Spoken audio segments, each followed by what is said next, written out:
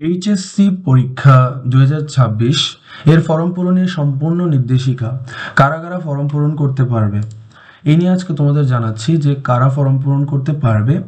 যোগ্যতার শর্ত: শুধুমাত্র বৈধ রেজিস্ট্রেশনধারী শিক্ষার্থী ফর্ম পূরণ করতে পারবে, মানে যারা একদম এলিজেবল আছো রেজিস্ট্রেশনধারী তারাই শিক্ষার্থী ফর্ম পূরণ করতে পারবে।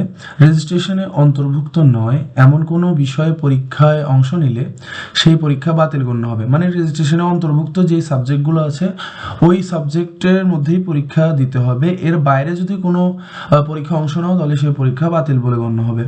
বিশেষ শিক্ষার্থীদের জন্য এখানে কিছু বিশেষ শিক্ষার্থী রয়েছে, যেমন শারীরিকভাবে অক্ষম এবং বা সেরিব্রাল পালসি। এই জিনিসটির অর্থ হচ্ছে যে যারা যাদের ব্রেন ঠিকভাবে ডেভেলপড হতে পারেনি শিশু অবস্থা থেকে, এবং তাদের বিভিন্ন শারীরিক প্রতিবন্ধকতা আছে, তারা মুভমেন্ট ঠিকভাবে করতে পারে না, নিজের শারীরিক অবস্থা এতটাও ভালো নেই, তাদেরকে সেরিব্রাল পালসির অন্তর্গতভাবে তাদেরকে রাখা হয়। এমন শিক্ষার্থীদের ক্ষেত্রে নির্বাচনী পরীক্ষায় অংশগ্রহণের শর্ত প্রয়োজনে শিথিল করা যেতে পারে, তাদের জন্য একটু শিথিল আছে বিষয়টি। এরপর মডেল টেস্ট সংক্রান্ত কিছু বিষয় জেনে নাও।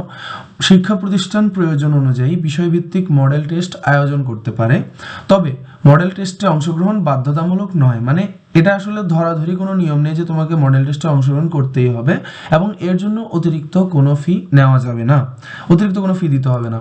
এরপরে দেখে নাও সময়সূচি, ফর্ম পূরণের সম্পূর্ণ সময়সূচি। মূল তারিখ সমূহ: আবেদন জিপিএ উন্নয়ন ইমপ্রুভমেন্টের জন্য কলেজে আবেদন জমা দিতে হবে 26 ফেব্রুয়ারি 2026। সম্ভাব্য তালিকা প্রকাশ করবে বোর্ড ওয়েবসাইটে এবং সেটি হবে 28 ফেব্রুয়ারি 2026। অনলাইনে ফর্ম পূরণ বিলম্ব ফি ছাড়া।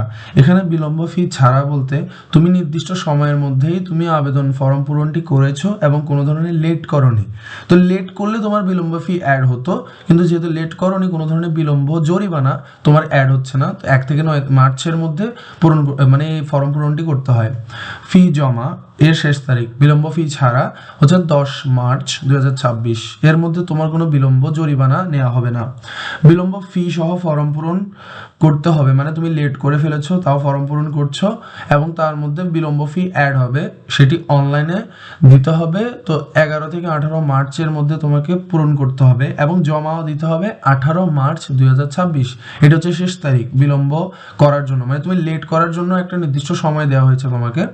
এরপর এখানে সম্ভাব্যভাবে জেনে নাও 28 ফেব্রুয়ারি হচ্ছে সম্ভাব্য তালিকা প্রকাশ, 1 থেকে 9 মার্চের মধ্যে ফর্ম পূরণ করতে হবে বিলম্ব ফি ছাড়া। 10 মার্চ হচ্ছে ফি জমা দেওয়ার শেষ তারিখ, 18 মার্চ হচ্ছে চূড়ান্ত সময়সীমা বিলম্ব ফি সহ। এটি হচ্ছে তোমার শর্টে বুঝিয়ে দেওয়া হয়েছে। এরপর যে ফি জমা দেওয়ার নিয়ম: ফি জমা দিতে হবে সোনালী ব্যাংকের সোনালী সেবার মাধ্যমে। পে স্লিপ প্রিন্ট করার পর সিলেক্ট বা আনসিলেক্ট পরিবর্তন করা যাবে না। একবার করেছো মানে একবার করেছো, এরপরে চেঞ্জ করতে পারবে না। অর্থাৎ একবার পে স্লিপ তৈরি করা হলে নির্বাচিত শিক্ষার্থীর তালিকা চূড়ান্ত ধাপে পরিণত হবে এবং আর কোনো সংশোধন বা সমন্বয় করা সম্ভব হবে না, মানে কোনো ধরনের সংশোধনও সম্ভব নয়। ফি জমার 24 ঘন্টার পর ফাইনাল লিস্ট পাওয়া যাবে, তো এটি জেনে নিবে। এরপর হচ্ছে নিয়মিত শিক্ষার্থীদের মোট ফি, এটি জেনে নাও। বিজ্ঞান বিভাগের জন্য বোর্ড ফি হচ্ছে 2140 টাকা, কেন্দ্র ফি হচ্ছে 805 টাকা এবং টোটাল হচ্ছে 2945 টাকা মোট ফি। এরপর মানবিকের জন্য 1940 টাকা বোর্ড ফি, কেন্দ্র ফি হচ্ছে 495 টাকা এবং টোটাল হচ্ছে 2435 টাকা। ব্যবসায় শিক্ষার জন্য 1940 টাকা হচ্ছে বোর্ড ফি, 495 টাকা হচ্ছে কেন্দ্র ফি এবং টোটাল হচ্ছে 2435 টাকা। ব্যবহারিক বিষয় থাকলে অতিরিক্ত ফি যোগ হবে, মানে তোমার কোনো ব্যবহারিক বিষয় থাকলে অতিরিক্ত একটা চার্জ করা হবে তোমাকে। এরপর পরীক্ষার্থীর ধরন অনুযায়ী ফি কাঠামো, তোমার ধরন অনুযায়ী কিছু ফি আছে। এখানে ধরন বলতে নিয়মিত, অনিয়মিত, জিপিএ উন্নয়ন, প্রাইভেট, তো এখানে আলাদা আলাদাভাবে তোমার ফিটি কাউন্ট হবে। নিয়মিতদের জন্য পরীক্ষা ফি 125 টাকা, ট্রান্সক্রিপ্ট ফি হচ্ছে 100 টাকা, সনদের জন্য 150 টাকা, এবং যেহেতু তুমি নিয়মিত ছাত্র বা ছাত্রী তাহলে তোমার জন্য কোনো অতিরিক্ত ফি অ্যাড হচ্ছে না। অনিয়মিত হলে পরীক্ষা ফি হবে 125 টাকা, ট্রান্সক্রিপ্টের জন্য 100 টাকা, সনদের জন্য 150 টাকা, অতিরিক্ত ফি 100 টাকা। জিপিএ উন্নয়নের জন্য পরীক্ষা ফি 125 টাকা, ট্রান্সক্রিপ্ট 100 টাকা, সনদ 150 টাকা, অতিরিক্ত ফি 100 টাকা। প্রাইভেটে যদি পড়ে থাকো তাহলে পরীক্ষা ফি 125 টাকা, ট্রান্সক্রিপ্ট 100 টাকা, সনদ 150 টাকা, অতিরিক্ত ফি 100 টাকা।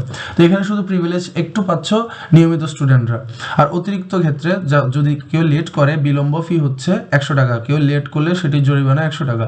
আর রেজিস্ট্রেশন নবায়ন মানে তোমাকে নির্দিষ্ট সময়ের মধ্যে রেজিস্ট্রেশন করতে বলা হয়েছে কিন্তু তুমি করতে পারোনি এবং তুমি পুনরায় জিনিসটি স্টেপগুলো আবার পুনরায় করতে চাচ্ছ, টিচারদের সাথে কথা বলে নিয়েছো এবং তোমাকে বলেছে যে 250 টাকাই দিতে হবে রেজিস্ট্রেশন পুনর্ভাবে করার জন্য। এরপরেরটি হচ্ছে জিপিএ উন্নয়ন সংক্রান্ত নিয়ম। যারা অংশগ্রহণ করতে পারবে 2025 সালের এইচএসসি পরীক্ষায় জিপিএ 5 এর কম পেয়েছে এমন শিক্ষার্থীরা অংশগ্রহণ করতে পারবে। জিপিএ উন্নয়নের জন্য সব বিষয়ে পুনরায় পরীক্ষা দেওয়া বাধ্যতামূলক, তোমাকে সব বিষয়ে পরীক্ষা দিতে হবে জিপিএ ইমপ্রুভ করার জন্য। আর কারাও অংশগ্রহণ করতে পারবে না, আংশিক বিষয়ে উত্তীর্ণ শিক্ষার্থীরা অংশগ্রহণ করতে পারবে না, যারা আংশিকভাবে কিছু বিষয়ে উত্তীর্ণ হয়েছে। আর অনিয়মিত পরীক্ষার্থী যারা ইরেগুলার তারা অংশগ্রহণ করতে পারবে না, অবশ্যই তোমাকে রেগুলার হতে হবে। এরপর হচ্ছে 1 অথবা 2 বিষয়ের পরীক্ষার্থী সংক্রান্ত নিয়ম। এখানে হচ্ছে পূর্ববর্তী এইচএসসি পরীক্ষায় অকৃতকার্য মানে ফেল বা অনুপস্থিত, তুমি অ্যাবসেন্ট ছিলে সেই পরীক্ষায়, এমন হলে শুধুমাত্র সেই অবশিষ্ট বিষয় বা বিষয়সমূহে পরীক্ষা অংশগ্রহণ করা যাবে, এই বিষয়টি জানানো হয়েছে। এরপর আংশিক বিষয়ে অংশগ্রহণকারী কোনো পরীক্ষার্থী চতুর্থ বিষয়ের পরীক্ষা অংশ নিতে পারবে না। যারা আংশিক বিষয় বলতে অর্ধেক নাম্বার পর্যন্ত বিষয়ে তারা পরীক্ষা দিয়েছে, এর পরবর্তীগুলোতে দিতে পারেনি, তাদের ক্ষেত্রে চতুর্থ বিষয়ে তারা পরীক্ষা দিতে পারবে না। এরপর সিলেবাস কার জন্য কেমন হবে, শিক্ষার্থীর ধরন অনুযায়ী প্রযোজ্য সিলেবাস। এখানে নিয়মিত শিক্ষার্থী হলে তোমাকে 2026 সালের পুনর্বিন্যাসকৃত সিলেবাস নিয়ে পরীক্ষা নেওয়া হবে। এরপর হচ্ছে যদি অনিয়মিত হয়ে থাকো এবং জিপিএ উন্নয়ন করতে চাচ্ছ, তোমাদেরকে 2025 সালের পুনর্বিন্যাসকৃত সিলেবাসে পরীক্ষা দিতে হবে। এটি হচ্ছে তোমার সিলেবাস জন্য একটা ধরন। এরপর যে গুরুত্বপূর্ণ সতর্কতা দেওয়া হচ্ছে সেটি হচ্ছে ভুল শিক্ষার্থী নির্বাচন হলে দায় হবে প্রতিষ্ঠান প্রধানের, তোমাদের হেড টিচারের সম্পূর্ণ দায়ভার হবে। যদি শিক্ষার্থী অবৈধভাবে কলেজ বদল করে তাহলে সে পরীক্ষায় অংশ নিতে পারবে না, সে বৈধভাবে কলেজ বদল করতে হবে, অবৈধভাবে সে কলেজ বদল করলে পরীক্ষায় অংশই নিতে পারবে না সে। আর যদি অংশও নেয় পরীক্ষা বাতিল হয়ে যাবে তার। নির্ধারিত সময়ের পর ফি গ্রহণ করা হবে না, মানে নির্ধারিত একটা সময় তোমার বিলম্ব সহ তোমার একটা সময় দেওয়া হয়েছে, মানে তোমার লেট করার জন্য তারা একটা নির্দিষ্ট সময় সেট করে দিয়েছে, সেই সময়ের মধ্যে তোমরা যেহেতু না করেছো তাহলে তোমার আর গ্রহণ করা হবে না। তো এই ছিল তোমাদের সম্পূর্ণ আপডেট আজকের এইচএসসি পরীক্ষা 2026 এর ফর্ম পূরণের সম্পূর্ণ নির্দেশিকা। তো সাবস্ক্রাইব করে পাশে থাকবে, ধন্যবাদ।